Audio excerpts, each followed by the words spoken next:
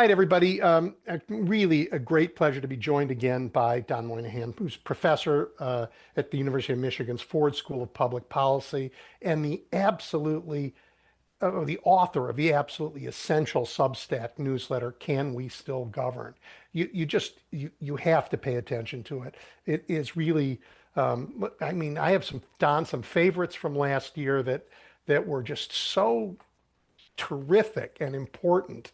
I mean, I think about some of those pieces you were like Purge, Merge, and Surge, which I hope living in Chicago in particular, I hope every American had the chance to read. Yeah, thank you so much. I study public administration, and so one of the advantages or curses of that profession, if you like, is that I get to think about what the administrative machinery of government is doing. And sometimes when you see the wheels in motion, you can see where the vehicle is going. And so for example, writing about DHS, in particular ICE and Customs and Border Patrol last year, it became clear there were some really big changes happening internally that would then have some profound effects on especially the democratic cities where those forces are being deployed. And we're seeing that play out now. Yeah, we sure are. It's just disgusting. I mean, I think about the arc of what you've had to pay attention to.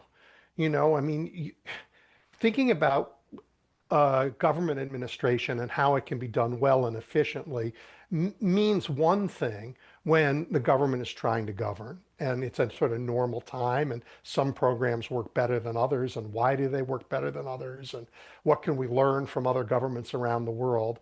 And then, I mean, right now, I know you study government administration, but honestly, you are writing about freedom.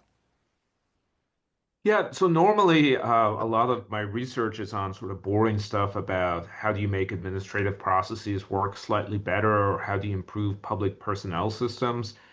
But at the heart of administration is some concern for democracy and the system of government that allows us to feel like we're free citizens, that we have autonomy over our lives, that we can influence how we're governed. And normally we sort of take that connection for granted. We just sort of assume, well, we live in a democracy, the administration is going to be maybe a little inefficient, but mostly responsive to our interests. And that was true until, I think really this year when we are seeing what political scientists would call democratic backsliding or authoritarianism. And the vehicle to make that happen has been very much working through the administrative structures of government, where Trump has been consolidating power. And so now the connection between administration and our freedoms has just become so much more crystal clear than it was a year ago. And we find ourselves in I think, a sort of once in a century moment where every day you read the news and it's boils down to a set of values about how free do we think we are, how much the government is encroaching upon our freedoms, whether they're using these administrative tools in a way that just seems not just contrary to the law, but also sometimes the Constitution and our intuition about what it means to live in a democratic society. I agree with you. I mean, the masks have fallen. We know what we face. Um, Yeah, well, the masks have gone on in some yeah. cases as well, right? Oh, It's right. like Yeah. the Yeah. Yeah. in Literally. rhetorical terms, the masks have fallen, but Yeah. we also have never before seen the routine of masked officials waving guns at citizens and non-citizens alike as a commonplace in American cities in the way we're seeing now. No, and it can never be. I mean, and I am proud of Americans for standing up and saying, no, we will never accept this.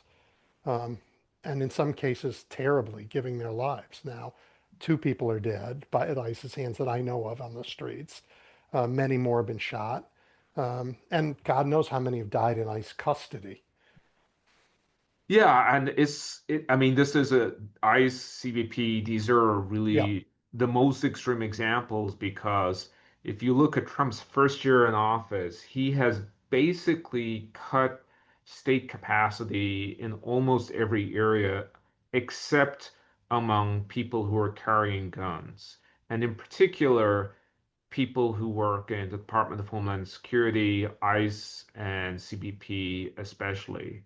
And so that is the one part of the administrative state where Trump has really invested a lot of resources, tried to recruit a lot of people, but then done things like cut the training of these new employees from 16 weeks to 6 weeks. They have no training in crowd control or dealing with the public.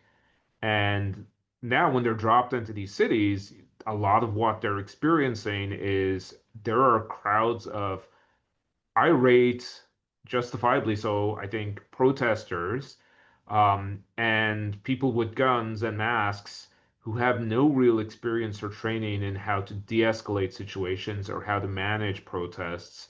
And so it's just the recipe for a real disaster where I think I worry that we haven't seen the last incidents of excessive enforcement or violence on the part of these officials at this point because what they seem to understand is if I shoot someone, there is no real meaningful punishment for that.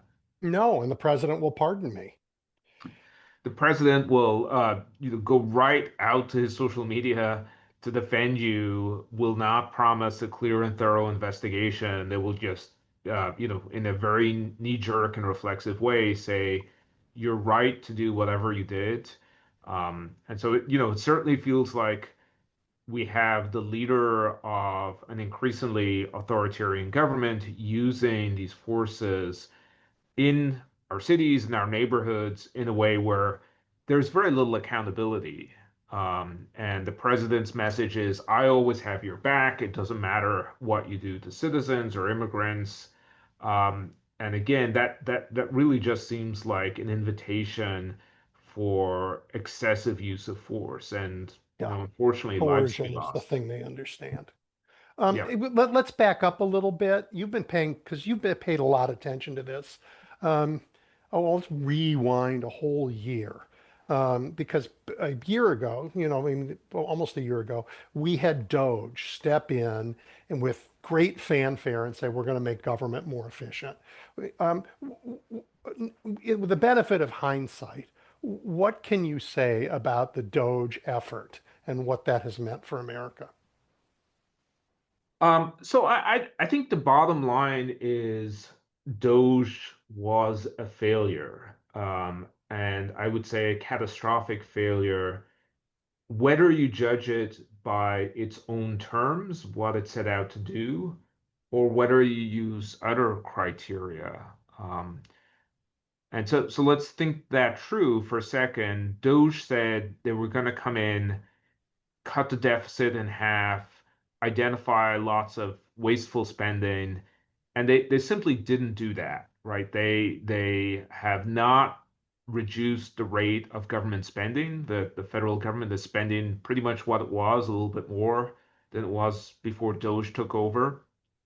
Um, they haven't found the claimed endemic fraud that they said was throughout government. Many of the claims they made about cutting grants and spending turned out to be untrue. And so they failed on those terms. And then I think they failed on the terms that a lot of other people would worry about. So one is I think about government capacity a lot, like just do we have skilled, capable employees in government? And now because of Doge, we have 300,000 less federal government employees than we had at the start of the year. It's actually a little higher than that. It's about 320,000. And it's not as if there was some careful process of identifying who are the good performers, who are the poor performers, who should we keep, who should be let go. Um, Doge basically pushed everyone to the exit door.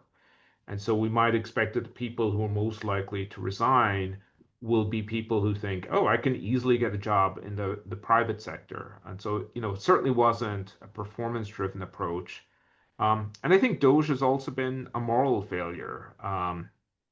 in the greater scheme of history, maybe the most consequential thing the Trump administration did in its first year was to dismantle USAID. And that was very much a Doge project.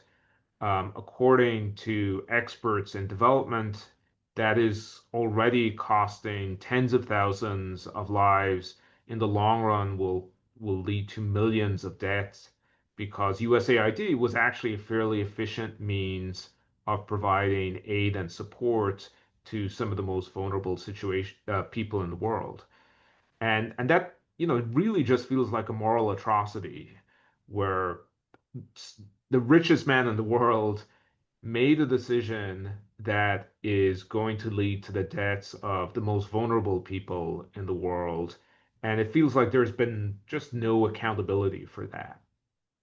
There's been no accountability for anything yet. But you also wrote about that. I mean, I guess I'll turn to that because one of your pieces said America needs a new theory of accountability. And I thought that was interesting too. So since we're there, talk about that.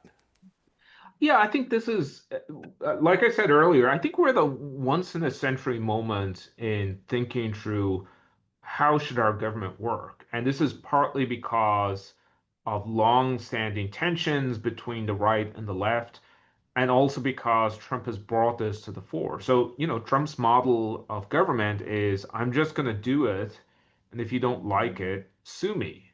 And that was sort of his model as a businessman. Um, and I perceive there is, a growing interest on the left in saying, okay, how can we take that model if we eventually retake power? And I think that is sort of a mistake. In particular, I think the idea that you can just push forward, break laws, and then pick up the pieces later really runs contrary to what we expect a democracy to provide, which is not just the provision of services, but the guarantee that it's done in some way that reflects our common values. So things like transparency or not having corrupt processes by which government contracts are handed out, or not having very obvious conflicts of interest when, for example, the president hands out pardons to people who are major investors or promoters of his family businesses. And the public actually does care about this stuff. So there's this sort of debate now, if you look in discussions about abundance, for example, among progressive circles about historically, have progressives tied their own hands too much when it comes to governing? And I'm actually quite sympathetic to that debate, but I think there's a danger that it could teeter over into an acceptance that, anything goes. And when you have power, you use it to the maximal amount. Um, and so, what that new theory of accountability is going to look like, I'm not sure. I think there are some existing mechanisms of accountability that are too procedural, that have too many veto points, that slow down things like infrastructure building or building new housing. On the other hand, what replaces those procedures? How does the public still feel like we have a seat at the table, our voice is being heard, we can trust that government is mostly honest most of the time? That's a very profound and difficult question, the balance point. I mean, I was a local elected official and dealt with these issues every day for part of my life. They're very complicated. How you balance moving things forward, getting things done, things that everybody wants done, but a few people, but they don't want them done there, right? They want them done, but they don't want them done next to their house, or they want them done, but and these are tough, complicated problems in a democracy. And as you say, we can't just pretend they don't exist and say it's all up to the king to decide. We have to have a mechanism, and uh, I don't know how we even have that conversation, Don, though, while we're having this other conversation about whether we even have a democracy. I think we have to get through one to get to the other. Yeah, it's an incredible moment. Lots of people have their own Project 2029 planned, Yeah, and in some ways, it's hard, at least for me, to see beyond the sort of haze or the fog of war of what's happening right now to think about what does 2029 look like. I mean, I think we're going to have to just see how bad things get before we understand what a recovery looks like. Yeah. But to your point, I started teaching my students. So I teach graduate students here at the University of Michigan, my introduction to public management class. And one of the starting points is you talk about trade-offs and competing values. And the reason a lot of services are in the public sector is that they're not simple enough to contract out to the private sector. Right. Um, and so this is also very frustrating because you're constantly then trying to manage competing values like doing things quickly versus getting public input and making sure the decisions you make have democratic acceptance and values baked into them. And so you're constantly balancing lots of different things. And if you get one of those things wrong, you can be crucified as an elected official Hmm. in a way Hmm. that the public, they don't always necessarily think about those other trade-offs when you're in the eye of the storm. And so it requires, I think, a level of patience and civic education to constantly remind people, you know, government is not a business. It is owned by all citizens. The president is not a CEO. He's not a king. He is accountable to the legislature, to the public, to pass laws, to inspector generals. And that's the tension we're seeing that play out now because the Yep. Trump theory of governing is I'm not accountable to L'état this. c'est moi. Yeah. Yeah. Yeah. Um, I guess one more thing on this. I remember, but back when I was a local elected official, there were city planners who said to me, our job as city planners is to make sense of the insanity you local elected people do every day. And I said to them, no, my job as a political person is to make possible your pie in the sky dreams. It's a very complicated thing that we engage in between folks who want to move in a direction and a society that is complicated. Yeah, and that's a classic tension that plays out at every level of Yep. government, where Yep. elected officials and the full-time employees just come to the world with different perspectives. And to some degree that creates misunderstanding. And I think like one minor point on that is with the Trump administration, as much as they've complained about the deep state and not being able to get things done in the first administration. I think that was partly a reflection of the fact that they didn't understand how government works and they didn't have the patience to learn about that. And so when they tried to do things and they didn't have the capacity to do them, they just blamed the system. Whereas in the second term, they've done their homework and they very much understand how government works now. And they've, used every lever and mechanism to shift it in their direction. Yep. In the direction of maintaining power. It's a strange thing. They haven't shifted it, I don't think, to work better for the American people. They've shifted it to work. It's a different question. You wrote something else. And in fact, recently, I've been in these conversations a lot lately where people talk about the right wing in America and they make a distinction between the corporate interests that have bought a lot of the government, my words, not yours, and what goes on online, these battles online. The crazy social media WrestleMania world where the far right and the even farther right seem to be arguing with each other. And the rest of the news media makes a big deal about the fact that the farthest right and the almost farthest right are arguing. Um, it seems that that kind of blather has replaced political thinking in large parts of the country. And on cue, you just wrote this fabulous piece, which you call the clicktatorship. So talk about that too. Yeah, I think the images that came out during the kidnapping of Nicolas Maduro from Venezuela, where Trump was posting sort of Potemkin version of the bin Laden raid situation room. And so there's this sort of Right. classic image of when President Obama is overseeing the bin Laden raid, and Trump posted lots of pictures that looked sort of like that, right? There were, it was in Mar-a-Lago, but it had all of these images of federal officials looking very serious, staring at a screen. And then in a couple of them, you look in the background, and on the big screen, you can see X, and you can X. see a large emoji and a Uh-huh. search term for Venezuela. And I think that Yep. captured something sort of profound, which is the Trump administration is not just using social media to push narratives and messaging, although they are certainly doing that, but they're also, I think, very much influenced by that social media, right?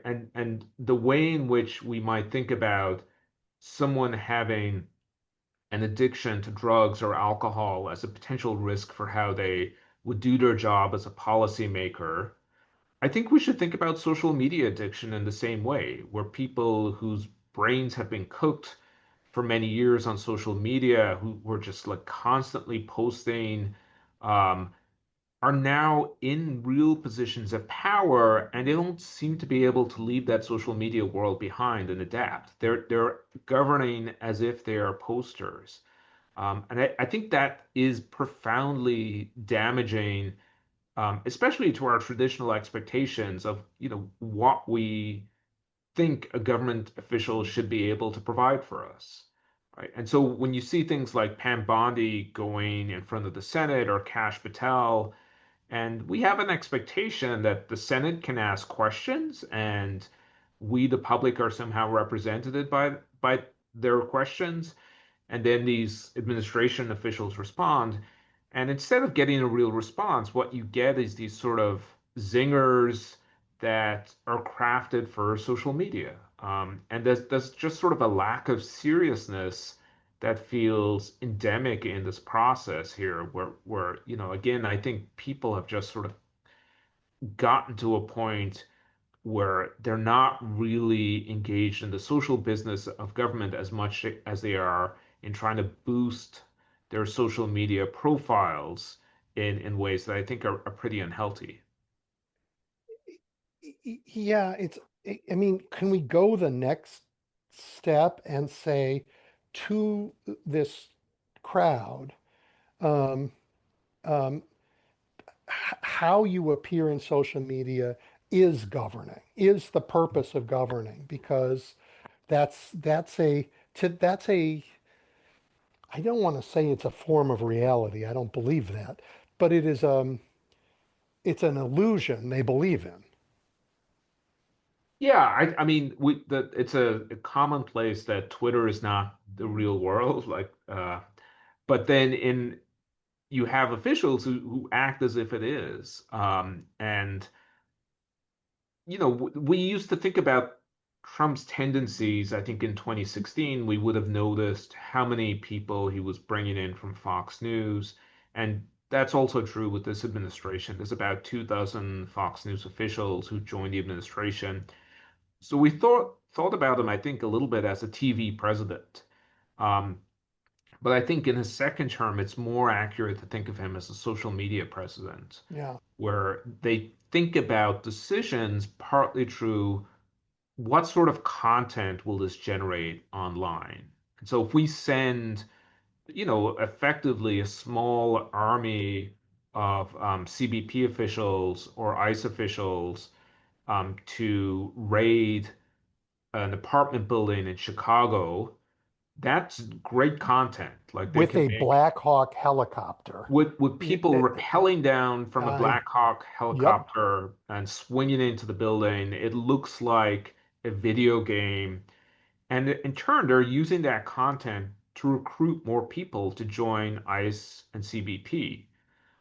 Um, what happened inside the building is they didn't actually find any of the violent immigrants that they promised. There was no criminal charges that resulted from this massive raid. Nope. So you get the sense that what was the purpose here? I think maybe it was just to generate social media content. Well, I mean, right. And that is, should be criminal behavior in an administration. It's certainly from the point of view of things you study, an enormously expensive use of taxpayer resources for a cause that, let's see, there were zero Tren de Agua charges resulting from that, zero. And yeah, but so Yeah, so they live in this world, Don, but the world turns out not to be as simple as they think, because then they kill somebody like they did this week. And they want to yeah. pretend, then they have to reinvent a story about her. They have to turn this mom into a terrorist. And that's harder to do. And it becomes increasingly harder to do. And the gap between what they need to do to keep this up and what the rest of us experience as reality gets bigger and bigger. I think that's right. And like one thing I wrote about yesterday online was just recalling the fact that months ago I'd written something about DHS and their tendency towards lying. And so there was one spokesperson in particular where if there is a DHS shooting, you will predictably hear her come out and say, "Oh, this officer was acting in self-defense.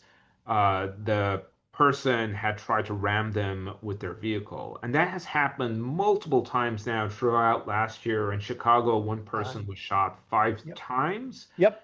And that was the claim that the person was targeting this DHS official, and then they tried to charge her with domestic terrorism. The charges fell apart. But you see that pattern, and I think it does connect to the social media tendency, which is you just try to get your word out. You don't wait to determine the facts. You get your narrative out there, you emphasize it and repeat it as much as you can to try to overwhelm people's critical faculties and dissenting voices. And so when we saw what happened in Minneapolis happen, or then day later in Portland, it was completely predictable. I wrote Completely before predictable. the statement came out, watch for the statement from Tricia McLaughlin from Yep. DHS to say this was a weaponization Yeah. of these vehicles because it doesn't really matter what the facts on the ground are. They're going to say it anyway. Let me ask you where you think this is going. Here, um, when 80% of the country knows they're lying and disapproves of, well, 60% easily disapprove of the actions of this administration. And it's higher when we talk about like the ICE raids in Chicago. So the majorities of Americans don't believe this, don't like it. When you, this rhetoric, I think, continues to push that majority away, but it further radicalizes a small group. And there are enormous dangers in that. Yeah, I think, I mean, th this has been the story of American politics for the last generation, is this growing polarization, but also, I think, a radicalization. Um, and I think about that in a couple of ways here. One is, you have online figures, and again, figures that the administration is very connected to or has recruited. Like some of these figures work for government now, where they're pushing content and explanations that just a few years ago would have been deemed unacceptable. And, like take They're still Venezuela. unacceptable. Just because they don't say so doesn't Right. make It them should acceptable. still be unacceptable. Yeah. But like in on Venezuela now, the a common social media line among the president's supporters is, yeah, we're going in to take the oil. That's what we should do. We're not there to promote democracy. We're just there to grab other people's resources. Yes. And put them, by the way, in my personal um, uh, account, and I will personally oversee where the money goes. And the degree to which Trump said that, and then overnight, like people just signed on to that idea as appropriate or even celebrated it is really sort of remarkable. Yeah. I think there are probably breaking points here where Minnesota, the shooting there, may be one of them, where I think if you're a fair-minded person and you look at those videos, you have a hard time thinking that this is anything other than excessive use of force. I agree. And so when you hear the statements by the administration, you watch the videos, then you have to choose, are you going to believe your own interpretation of the world, or are you going to listen to President Trump or Secretary Noem or the DHS spokespeople? Yeah. Um, Ultimately, the process of radicalization does not appear to be slowing down. Um, I also worry it's not just an online phenomena.